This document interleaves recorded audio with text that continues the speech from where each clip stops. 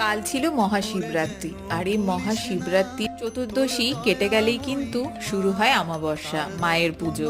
আর এইবার পুজোয় নেমন্তন্ন ছিল আমাদের পাড়ারই একটা বোনের বাড়িতে। ওদের বাড়িতে প্রত্যেকবারই পুজো হয়, প্রত্যেকবারই আমার যাওয়া পড়ে, তবে এইবার আমি তোমাদের সাথে একটু শেয়ার করলাম। তো আমি সকালবেলায় উপোস করে মহাশিবরাত্রির পুজো টুজো সেরে নিয়ে রাত্রের বেলায় আমি আর মা দুজনে মিলে গিয়েছিলাম ওদের বাড়িতে। তো খুবই সুন্দর করে আয়োজন করেছিল ওরা। আর প্রত্যেকবারই ওই বোনের মাই কিন্তু মায়ের পুজো দিয়ে থাকে। তাই এখন কাকিমা একদম রেডি হয়ে চলে এসেছে।